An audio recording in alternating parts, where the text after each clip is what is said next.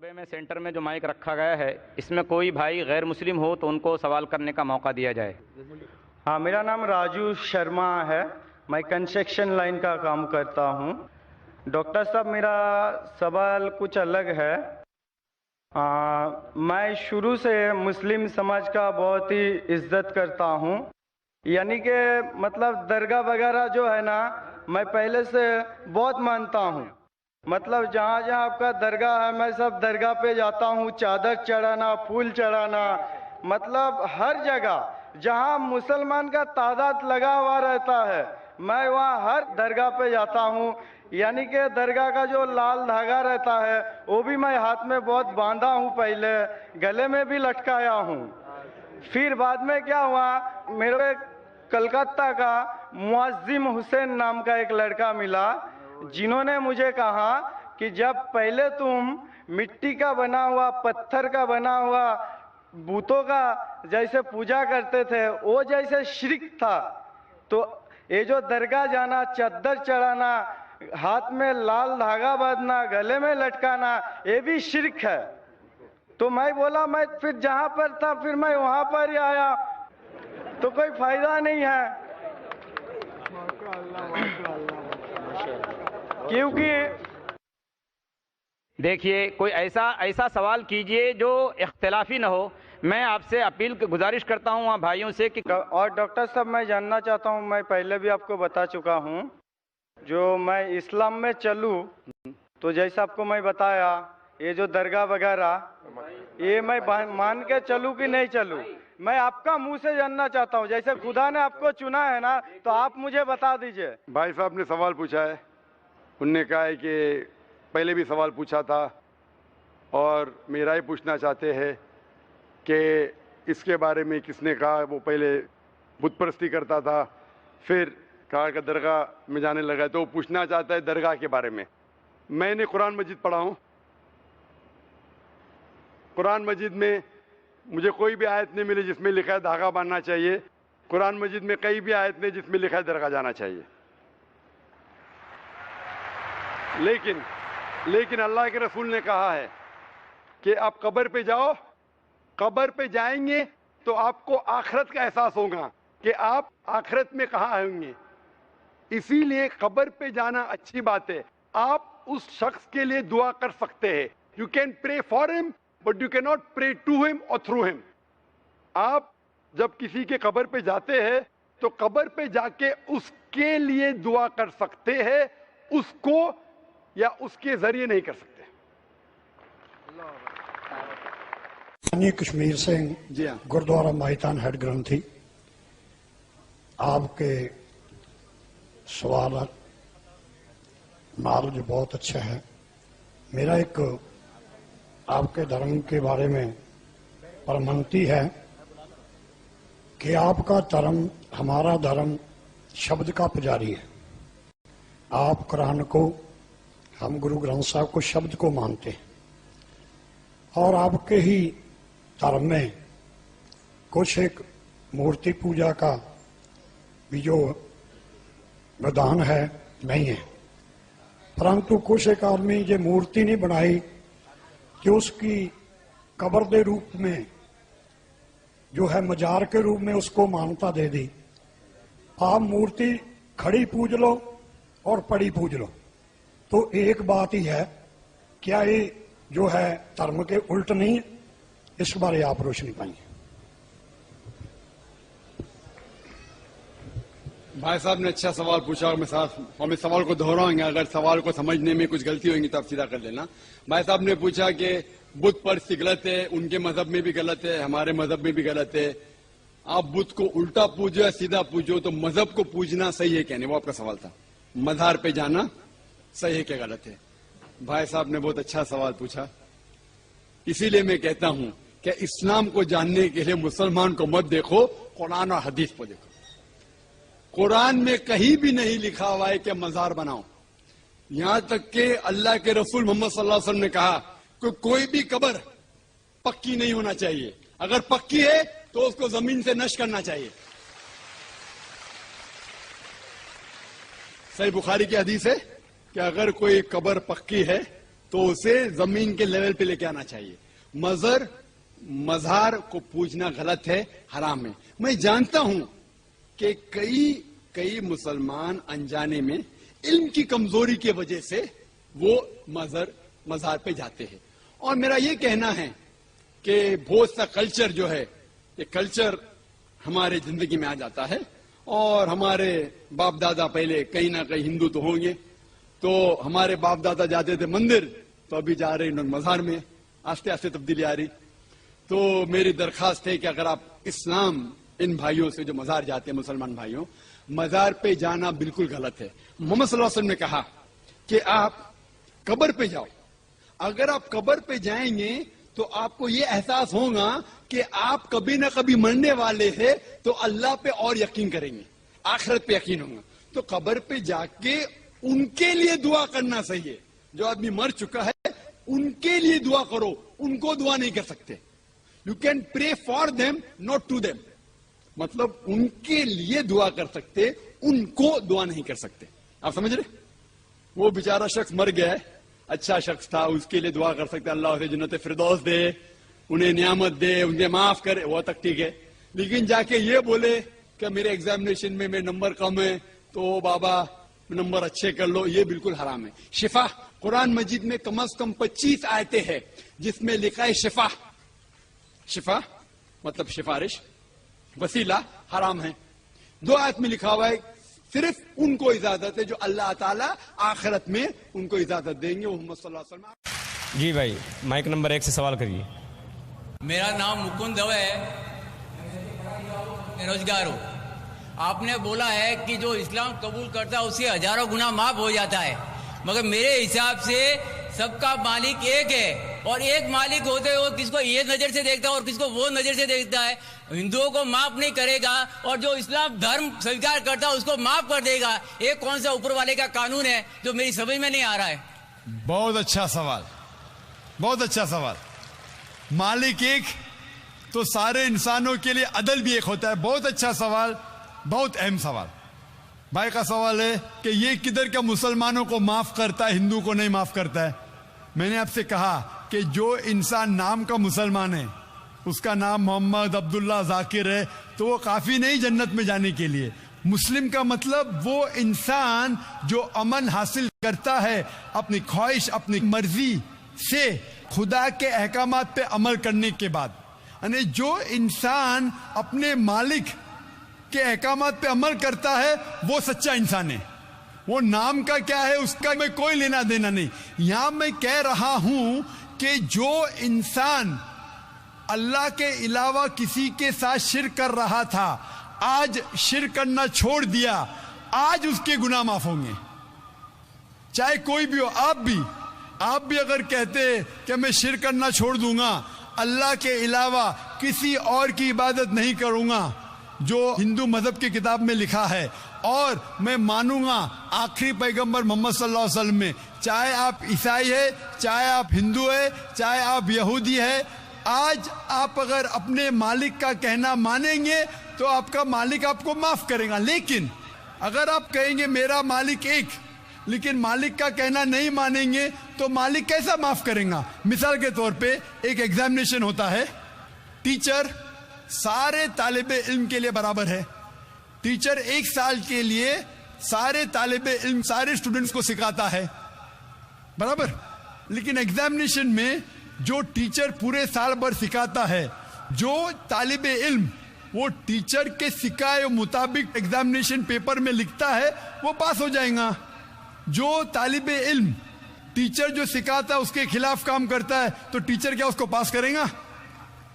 چاہے وہ ہندو, مسلم ہو, عیسائی ہو, جو ٹیچر سکھاتا ہے اس کے اوپر وہ طالب علم اس کے مطابق امتحان دیتا ہے وہ پاس ہوگا.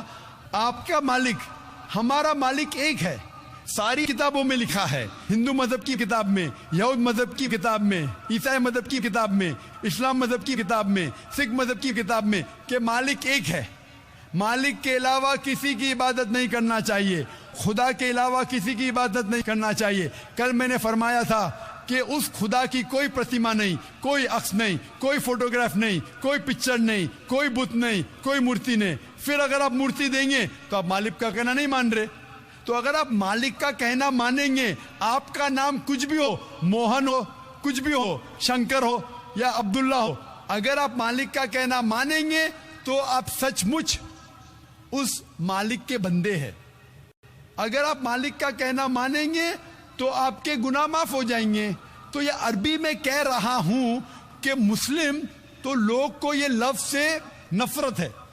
اگر نفرت ہے تو میں مسلم لفظ کو نکالتا ہوں، میں یہ کہتا ہوں جو بھی انسان اپنے مالک کا کہنا مانتا ہے اسے عربی میں کہتے ہیں مسلم. لیکن آپ کو مسلم شبد سے نفرت ہے، مسلم شبد کو نکال دو.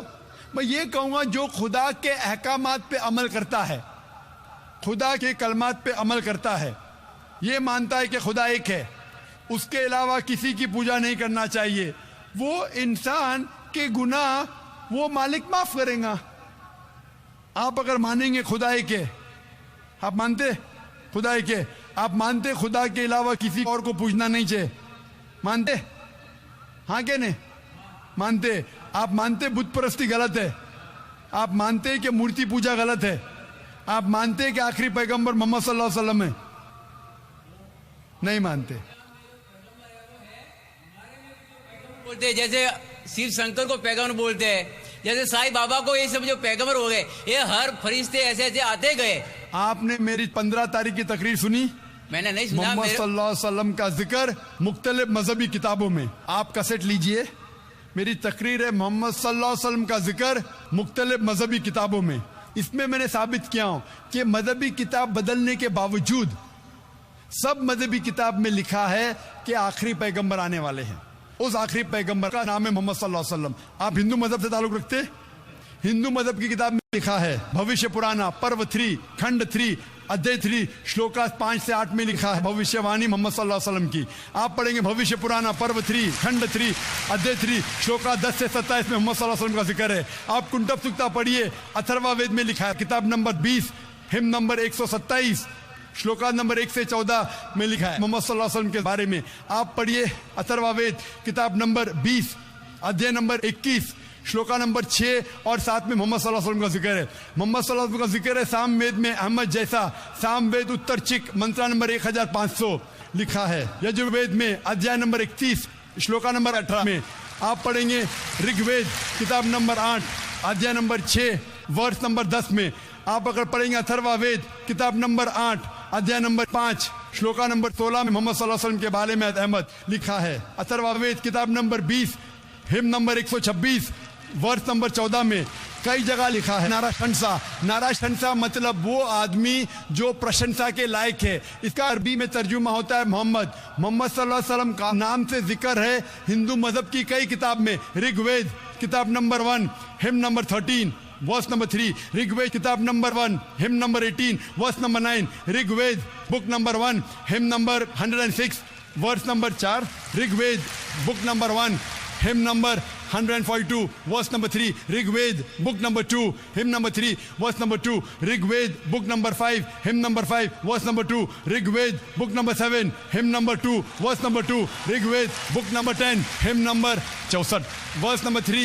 Rig Ved book number 10 hymn number 182 verse number 2. Yajurved chapter number 20 verse number 55. Yajurved chapter number 20 verse 37. Yajurved chapter number 20 verse 57. Yajurved chapter 21 verse number 31. میں صرف حوالے دے سکتا ہوں آپ کی کتابوں میں سے صرف گھنٹوں تک جس میں لکھا ہے محمد صلی اللہ علیہ وسلم آخری پیغمبر ہے. آج جو اسلام قبول کر رہے ہیں ان کو یہ سمجھاؤ کہ اسلام دھرم کیا ہے. ان کو وہ سمجھ میں میرے بھی سمجھ میں نہیں آ رہا تھا اسلام بولتے کس کو. آپ نے کہا کہ جو لوگ اسلام قبول کر رہے انہیں سمجھاؤ اسلام دھرم کیا ہے. آپ نہیں سمجھے، وہ لوگ سمجھے اس لیے تو اسلام قبول کیے. آپ بھی سمجھیں گے تو آپ بھی قبول کریں گے. یہ 10 روزہ کانفرنس جو تھا ہمارا مقصد تھا بتانے کے لیے سارے انسانوں کو اسلام کیا ہے.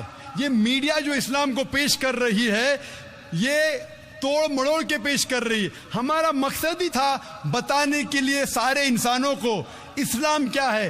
اگر آپ اسلام کو نہیں اب تک جانے تو بے شک قبول مت کرو. جب بھی پہچان لیں گے اسلام کو تو انشاءاللہ آپ بھی شہادت دیں گے. میری دعا ہے اللہ سبحانہ و تعالیٰ سے, اس مالک سے, کہ آپ کو ہدایت دے کہ آپ یہ مانیں کہ اللہ ایک ہے, اللہ کے علاوہ کوئی معبود نہیں, اور محمد صلی اللہ علیہ وسلم آخری پیغمبر ہے. میں کہوں گا والنٹیئر سے کہ آپ کو میری DVD دے, محمد صلی اللہ علیہ وسلم کا ذکر مختلف مذہبی کتابوں میں, اس میں سارے حوالے ہیں, اور ایک خصوصاً تقریر ہے محمد صلی اللہ علیہ وسلم کا ذکر ہندو مذہبی کتاب میں, صرف ہندو مذہب میں. آپ اس کو دیکھو اور انشاءاللہ آپ اس بات کو تسلیم کریں گے آج نہیں تو کل کہ اللہ ایک ہے, اس کے علاوہ کوئی معبود نہیں, اور محمد صلی اللہ علیہ وسلم آخری پیغمبر ہے. اس کے باوجود آپ اللہ کو دوشی نہیں ٹھہرا سکتے. آپ یہ پوچھ سکتے کہ اللہ نے کیوں مجھے ہندو خاندان میں پیدا کیا؟ اگر مسلم خاندان میں پیدا کیا ہوتا ہو سکتا ہے کہ میں مسلمان ہوتا. اللہ تعالیٰ فرماتے ہیں قرآن مجید میں سورہ فرقان میں سورہ نمبر 25 کہ اللہ اگر چاہے تو سارے انسانوں کو مسلمان بنا سکتا ہے, لیکن پھر ٹیسٹ کیا ہے؟ اگر ٹیچر چاہے تو سارے اسٹوڈنٹ کو پاس کر سکتا ہے, لیکن ٹیسٹ کیا؟ ٹیسٹ وہ ہوتا ہے کہ ٹیچر صحیح تعلیم دینے کے بعد امتحان لیتا ہے, جو آدمی صحیح جواب دیتا ہے وہ پاس ہوتا ہے, جو غلط دیتا ہے فیل ہوتا ہے. تو اللہ تعالیٰ نے سارے انسانوں کو اپنا آخری پیغام دے چکا ہے قرآن مجید. اس کے بعد اگر انسان اس پہ عمل کرتے تو پاس ہوتے, عمل نہیں کرتے تو فیل ہوتے. اور اگر آپ اللہ سے کمپلین کریں گے کہ کیوں مجھے ہندو خاندان میں پیدا کیا, تو اللہ تعالیٰ فرماتے کہ آپ کدھر بھی پیدا ہو, چاہے مسلمان خاندان میں یا ہندو خاندان میں, یہ کہنا کہ ہر انسان جو مسلم خاندان میں پیدا ہوتا ہے جنت میں جائے گا, بالکل غلط ہے. صرف مسلمان خاندان میں پیدا ہونے کے بعد اور مسلم نام رکھنے سے انسان جنت میں نہیں جاتا ہے.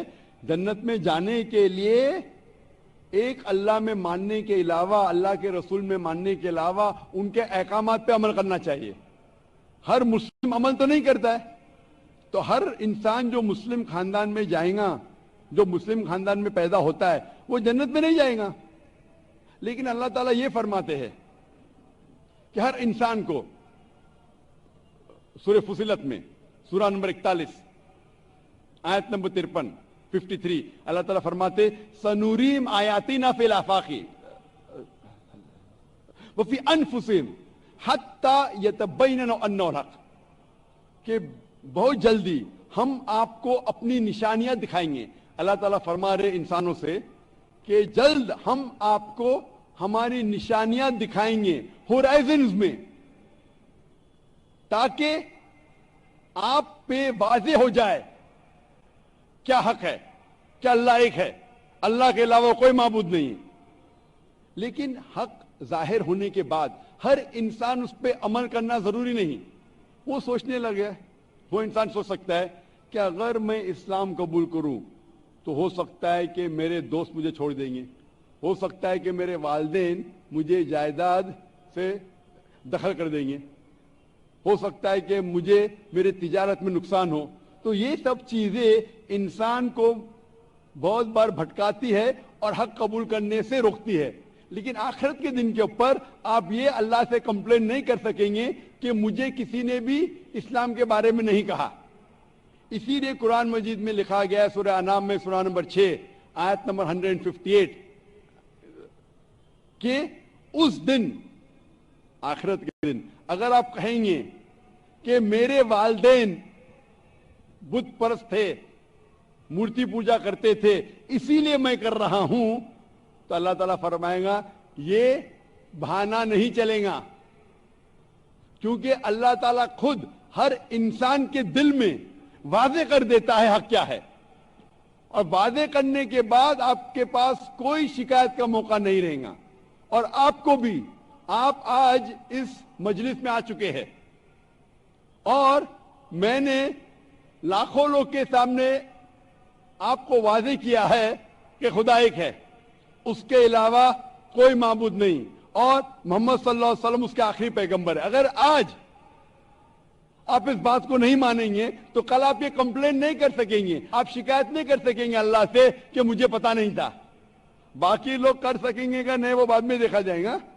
آپ تو اللہ تو واضح کر دیا کس کے ذریعے پتا نہیں, لیکن آج میرے ذریعے تو کر رہا ہے آپ کو, اور اتنے لاکھوں لوگ شہادہ دے رہے اور کروڑوں لوگ ٹیلی ویژن پہ دیکھ رہے آپ کو. تو ابھی آپ کے پاس کوئی بہانہ نہیں, کوئی شکایت نہیں یہ کہنے کے لیے کہ میں مسلمان خاندان میں پیدا نہیں ہوا اس لیے میں نے اس دھرم کو ایکسپٹ نہیں کیا. میں آپ سے پوچھنا چاہتا ہوں بھائی صاحب, آپ مانتے ہیں کہ خدا ایک ہے؟ وہ تو ہے. آپ مانتے ہیں خدا ایک ہے؟ ہاں. آپ مانتے ہیں کہ بت پرستی غلط ہے؟ پر کون سا خدا ہے وہ پتا نہیں. نہیں, مورتی پوجا صحیح ہے کیا غلط ہے آپ کے حساب سے؟ اب جب میں ہندو دھرم میں پیدا ہوا تو پھر میرے حساب سے صحیح ہو سکتا. آپ کہتے ہیں کہ ہندو دھرم کے مطابق مورتی پوجا صحیح ہے. میں آپ کو آپ کے ہندو دھرم کی کتابوں کا حوالہ دیتا ہوں, مذہبی کتابوں کا. اگر آپ پڑھیں گے چھندوگیہ اپنشد چیپٹر نمبر 6 ادھیے نمبر 2 منترا نمبر 1, ایکم ایودتیم, ایشور خدا بھگوان ایک ہے دوسرا نہیں ہے, لکھا ہے سویتا سیتار اپنشد میں ادھیائے نمبر 6 شلوک نمبر 9 میں, ناچسیہ کسج جنیتا نہ کدیپا, اس ایشور کے کوئی والدین نہیں, اس ایشور کا کوئی رب نہیں. مطلب ایشور کا, بھگوان کا کوئی والد نہیں, کوئی والدہ نہیں, اس کے اوپر کوئی نہیں. اور صاف طور پہ لکھا گیا ہے سویتا سیتار اپنشد میں ادھیائے نمبر 4 منترا نمبر 19 میں, ن تسیہ پرتیما استی, اس ایشور کی, اس بھگوان کی, اس اللہ کی کوئی پرتیما نہیں, کوئی عکس نہیں. عکس پرتیما جو سنسکرت لفظ ہے اس کے معنی عکس. خدا کا کوئی پرتیما نہیں, کوئی عکس نہیں, کوئی فوٹوگراف نہیں, کوئی پینٹنگ نہیں, کوئی پورٹریٹ نہیں, کوئی مورتی نہیں, کوئی بت نہیں. اور یہ پیغام دہرایا گیا ہے یجروید میں ادھیائے نمبر 32 منترا نمبر 3 میں, جس میں لکھا ہے نا تسر پرتیما استی, اس ایشور, اس بھگوان, اس اللہ کی کوئی پرتیما نہیں, کوئی عکس نہیں, کوئی پکچر نہیں, کوئی پینٹنگ نہیں, کوئی پورٹریٹ نہیں, کوئی بت نہیں, کوئی مورتی نہیں. صاف طور پہ آپ کے مذہبی کتاب میں لکھا ہے کہ مورتی پوجا غلط ہے. اور ہندوازم کا برہما سوترا ہے, ایکم برہم دیوتیا ناستے نینا ناستے کنچن, بھگوان ایک ہی ہے دوسرا نہیں ہے, نہیں ہے, نہیں ہے, ذرا بھی نہیں ہے. ابھی میں آپ سے پوچھتا ہوں بھائی صاحب, جب آپ کے مذہبی کتاب میں صاف طور سے لکھا ہوا ہے کہ مورتی پوجا غلط ہے, تو پھر بھی آپ مانتے ہیں کہ مورتی پوجا صحیح ہے؟ نہیں. آپ مانتے ہیں کہ مورتی پوجا صحیح ہے غلط ہے؟ پھر غلط ہے. آپ مانتے ہیں کہ خدا ایک ہے؟ ہاں. آپ مانتے ہیں کہ مورتی پوجا غلط ہے؟ ہاں. آپ مانتے ہیں کہ اس خدا, اس ایشور, اس اللہ کے آخری پیغمبر محمد صلی اللہ علیہ وسلم ہے؟ سر بٹ اور ایک کوشچن ہے. سوری, بٹ ایک کوشچن ہے, میں ایک سوال ہے سر. آپ کا ایک سوال ہے؟ ہاں. ٹھیک ہے, پوچھ سکتے ہیں آپ. اگر میں مسلمان بن گیا اور ایسا ہی تو انسان کو بھوت ہی بھڑکاتا نا. جی, اگر آپ مسلمان بن گئے تو انسان کو تو بھوت ہی بھڑکاتا نا. آپ کی آواز ذرا صاف نہیں آ رہی. شیطان ہی بھڑکاتا نا انسان کو. آپ اگر مسلمان بن گئے تو وہ نہیں, انسان کو تو شیطان ہی بھڑکاتا نا. انسان کو شیطان بھڑکاتا ہے؟ ہاں. تو اگر میں مسلمان بن گیا اور غلط کام کیا تو میرے واسطے مسلمان کا نام خراب ہوا, تو اللہ کیا مجھ کو معاف کریں گے؟ بھائی صاحب کا سوال جو سمجھ میں آ رہا ہے مجھے, میں درخواست کروں گا آڈیو ٹیکنیشین سے اگر میں مانیٹر اسپیکر کو صاف کر سکے. آڈینس کو صاف سننے میں آ رہا ہے, مجھے سننے میں نہیں آ رہا ہے کیونکہ مین اسپیکر آپ کے طرف ہے. تو میں ریکویسٹ کروں گا آڈیو ٹیکنیشین سے کہ اگر جو مانیٹر اسپیکر ہے اسے صاف کرے. بھائی صاحب کا سوال ہے کہ انسان کو اکثر شیطان بھڑکاتا ہے, اگر میں مسلمان بن گیا اور شیطان مجھے بھڑکایا اور میں غلط کام کیا تو کیا اللہ تعالیٰ مجھے معاف کرے گا؟ भाई साहब का अच्छा सवाल है कि अगर वो इस्लाम कबूल किया और शैतान ने भड़काया, उसने गलत काम किया, तो क्या अल्लाह माफ करेगा? दो चीजें हैं। एक इंसान है जो इस्लाम कबूल ही नहीं करता है। जो इंसान इस्लाम कबूल ही नहीं करता है, नहीं मानता है कि खुदा एक है, बुत परस्ती करता है, अल्लाह के आखिरी पैगंबर मोहम्मद सल्लल्लाहु अलैहि वसल्लम नहीं मानता है, उसके लिए 100% वो जन्नत में नहीं जा सकता है, 100%, क्योंकि वो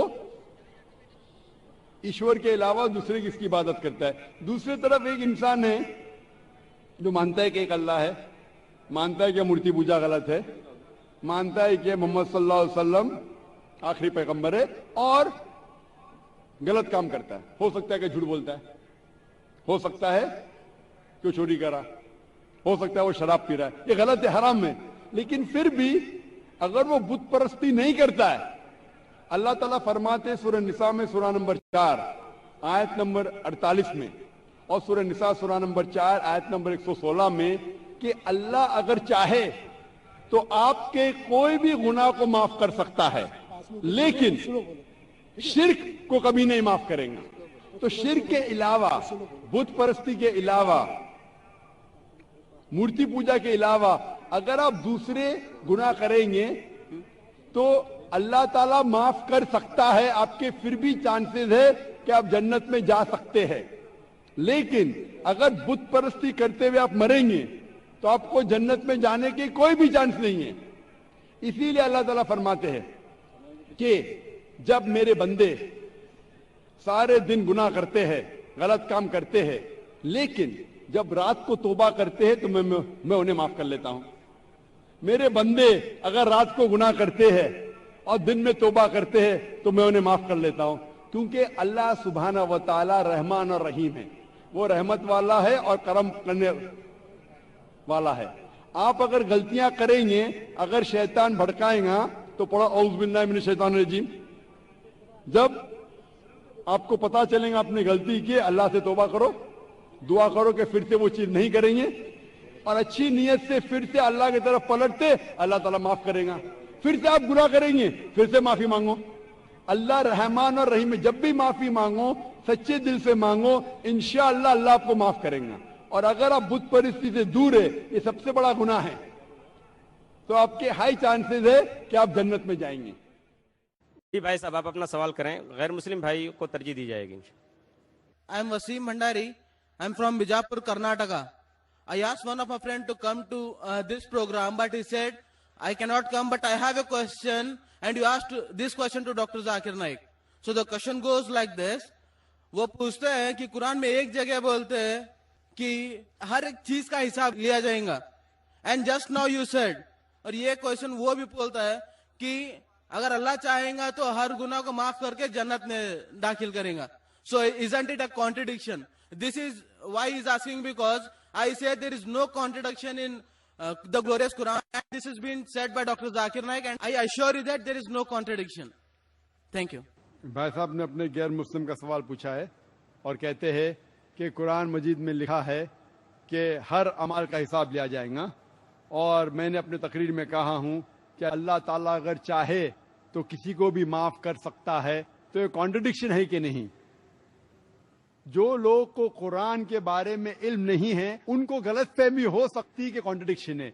जब अल्लाह ताला फरमाते, कई जगह अल्लाह ताला ने फरमाया कि जर्रा भर अगर आपने नेक काम किया है तो अल्लाह ताला उसका हिसाब लेगा, और जर्रा भर गलत काम किया उसका हिसाब लेगा, इसमें कोई शक नहीं. लेकिन साथ साथ ये भी लिखा है कि अगर अल्लाह चाहे तो आपको माफ कर सकता है. लेकिन अल्लाह सिर्फ ऐसा नहीं चाहता है कि यह आदमी अच्छा दिखता है तो इसको माफ कर दूं, यह आदमी का शक्ल बुरी है तो उसको माफ नहीं करूंगा, यह आदमी गोरा है तो माफ करूंगा, यह आदमी काला है तो माफ नहीं करूंगा. तो फिर अल्लाह सुब्हाना व तआला अनजस्ट होंगे. माफ करने के भी क्राइटेरिया है, और अल्लाह ताला कुरान मजीद में ये भी फरमाता है, अगर मेरा बंदा तौबा करता है तो मैं उसे माफ करूंगा. तौबा करने के शराइत है. तौबा करने के शराइत है कि अगर कोई आदमी गलत चीज करता है तो पहले उसे मानना चाहिए कि वो गलत है. नंबर 2, उस गलत काम को रोकना चाहिए. नंबर 3, उस गलत काम को फिर से नहीं दोहराना चाहिए. नंबर 4, अगर वो गलती को अंडू कर सके उस गलती को वापस से अंडू कर सके। मिसाल के तौर पे अगर कोई शख्स चोरी करता है 1000 रुपया, वो वापस दे सकता है, उसे वापस देना चाहिए। तो अगर वो तौबा करता है और चारों शर्तों पे निकलता है तो अल्लाह ताला उसे माफ करेगा। उसका मतलब कॉन्ट्रडिक्शन नहीं है, क्योंकि अल्लाह ताला रहमान और रहीम है। अल्लाह रहमत वाला है, अल्लाह रहीम है। इसीलिए अल्लाह सुब्हानहू व तआला इंसानों को मौका देता है कि अगर आप गलती करेंगे आपको माफी मांगने का मौका दिया जाएगा।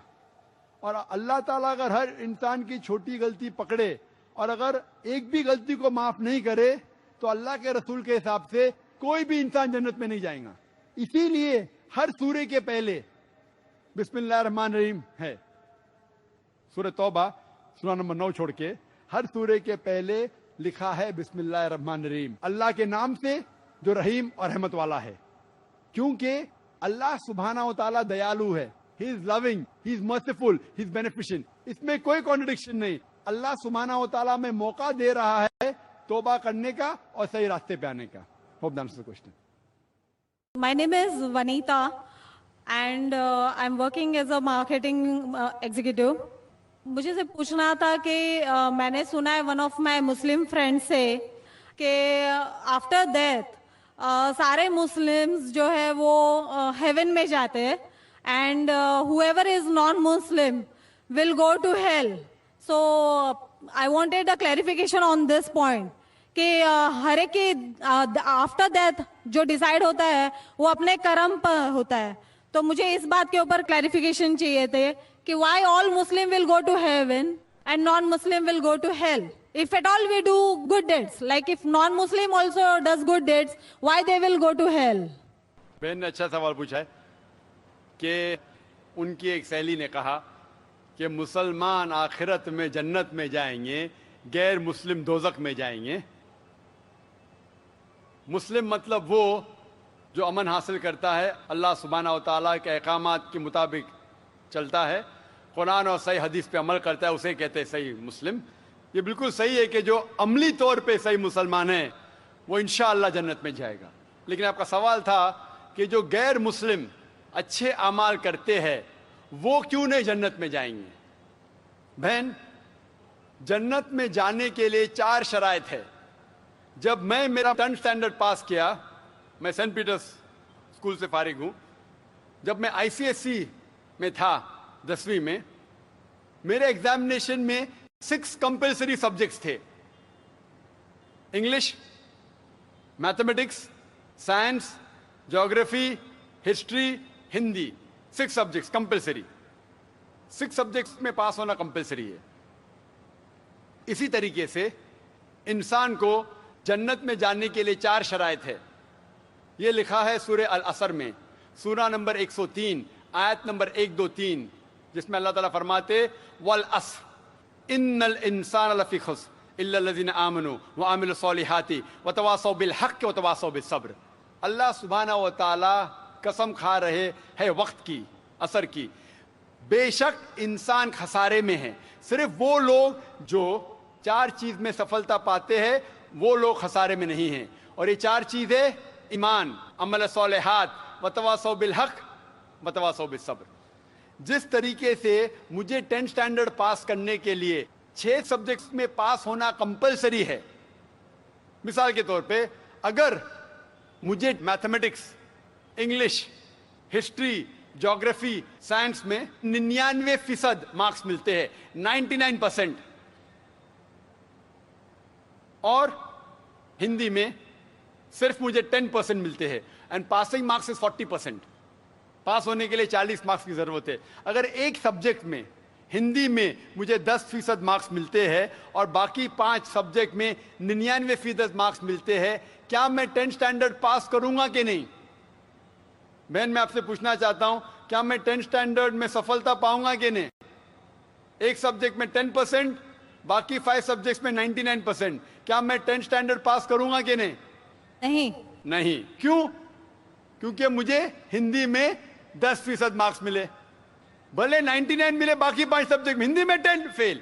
उसी तरीके से जन्नत में जाने के लिए सूरह अल असर के हिसाब से 4 चीजें जरूरी है। ईमान, अमल सालिहात, नेक अमाल जो आप कह रहे, वतवासौ बिल हक, लोगों को हक की तरफ बुलाना, वतवासौ बिसब्र, लोगों को सब्र की तरफ बुलाना। 4 चीजें जरूरी है।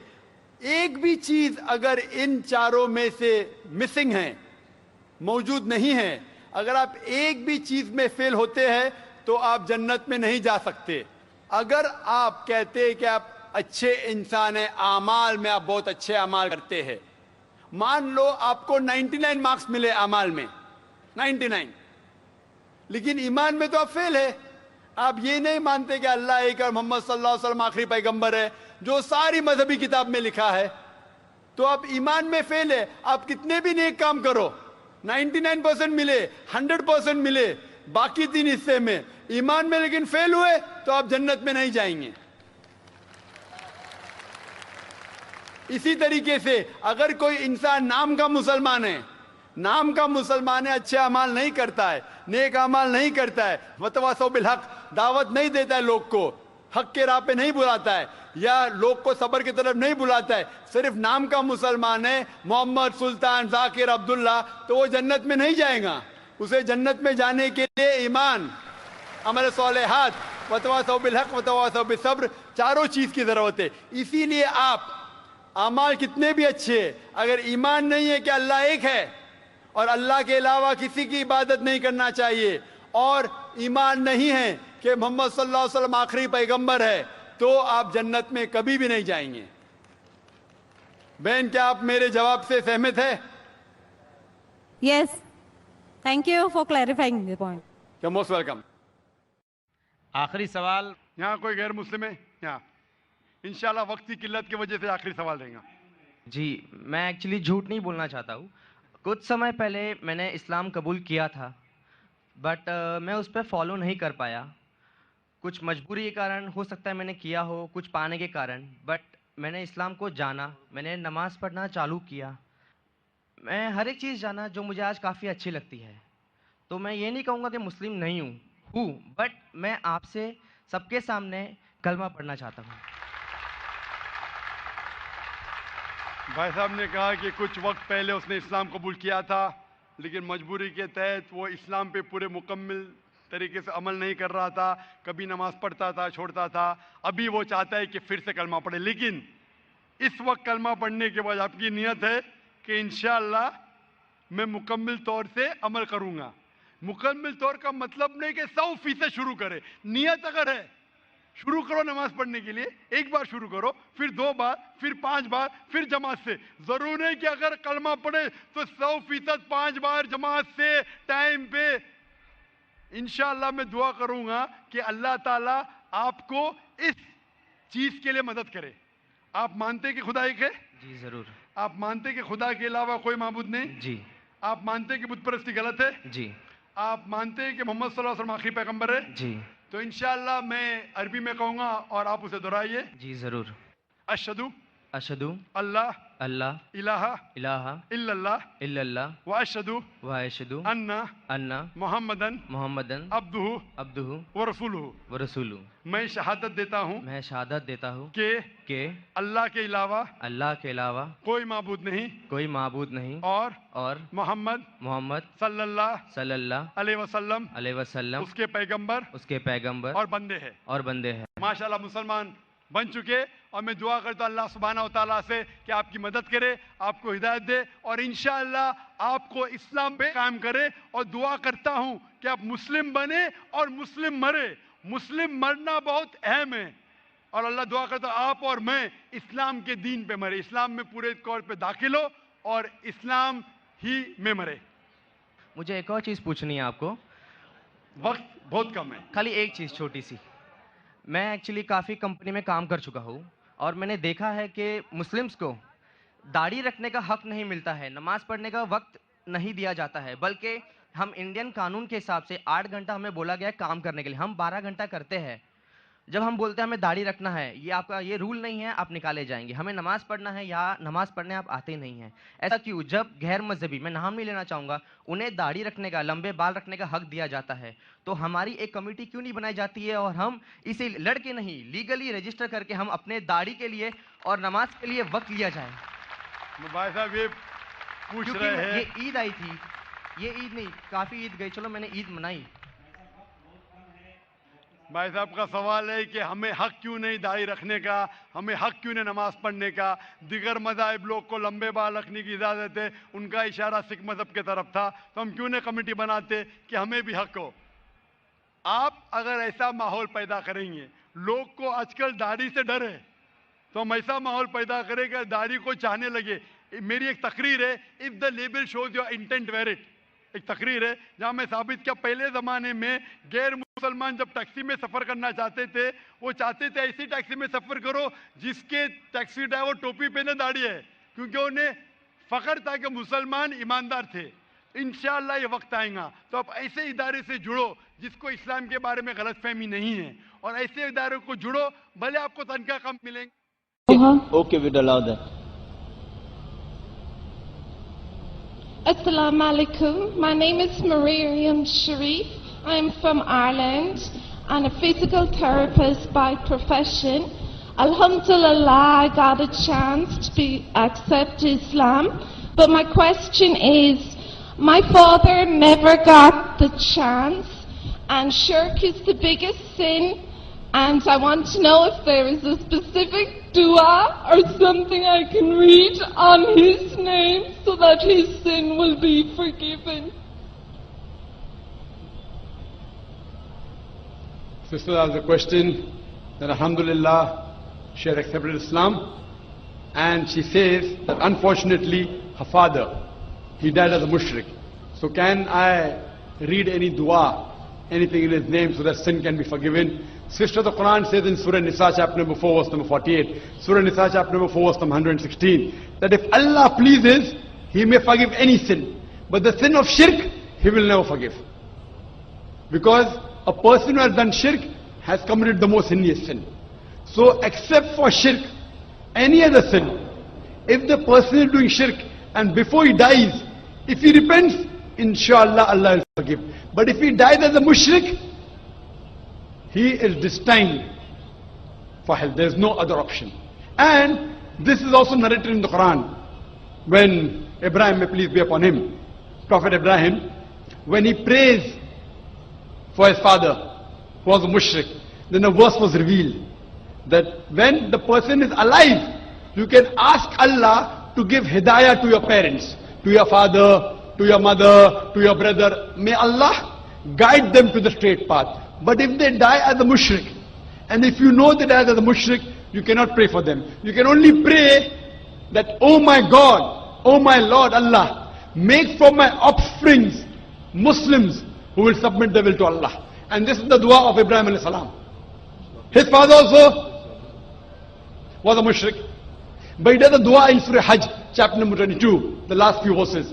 He prays that make my offsprings those who would submit their will to Allah, who will be Muslims. And we find that both his children, Ishmael alayhi salam and Ishaq alayhi salam, both of them became messengers of Allah subhanahu wa ta'ala. So what I request to you, sister, you make a dua to Allah subhanahu wa ta'ala that may your offsprings be the one who will submit their will to Allah and be on the straight path. Hope that